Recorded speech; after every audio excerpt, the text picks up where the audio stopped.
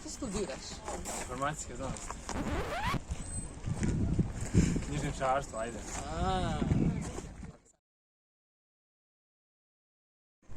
Pozdrav svima, ja sam Lucija, prije sam studirala turizam i komunikacijske znanosti, a sad sam se prebacila na diplomski studij informacijskih znanosti i super sam se snašla, položila nekoliko razlikovnih predmeta i to je to. Ja sam Marin, ja sam na odjel za informacijske znanosti došao sa engleskog i ruskog. Da, nije nešto što je previše povezano, ali zapravo je više informacijske znanosti, upisao ću se što je to i na kraju mi se stvarno svidjelo. I zapravo što se tiče tog upisivanja informacijskih znanosti, odnosno prebacivanja i za mene i za Luciju, to je zapravo smiješna priča, to što se mi znamo od prije, ali onda kada smo došli na prvo predavanje, skužili smo da čekamo isti kolegi, istog profesora, skužili smo se upisali isti faks, tako da je to bilo presmišno. Onako, Marina, što ti tu radiš? Kao, upisao sam informacijske znanosti. Ja isto!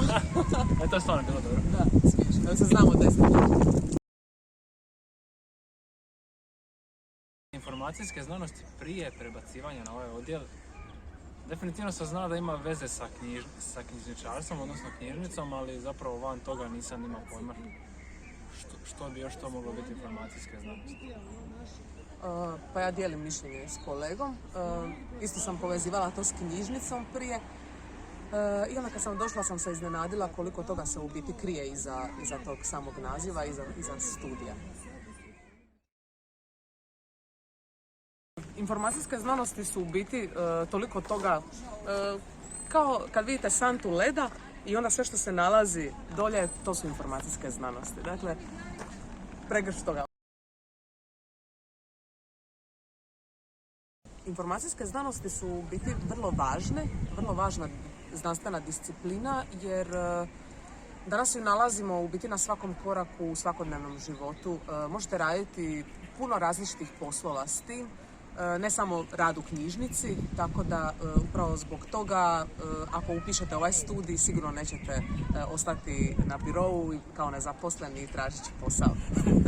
Svakako u današnjem svijetu koji sve više preuzima tehnologija, informacije, vrlo je bitno da svako od nas zna te informacije koje vidi, koje prima, nekako kritički obraditi, vrednovati, rukovati s njima, tako svakako će nam odjel pomoći u tome.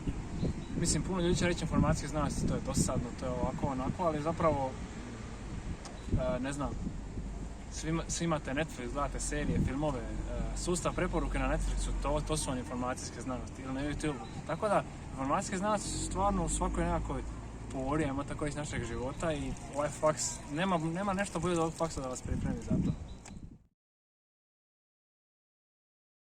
Da, jednostavno dođete i vidite što su informacijske znanosti jer je stvarno jedan prezanimljiv faks koji, ja bih rekao, nije ni jedan odjel kao ovaj.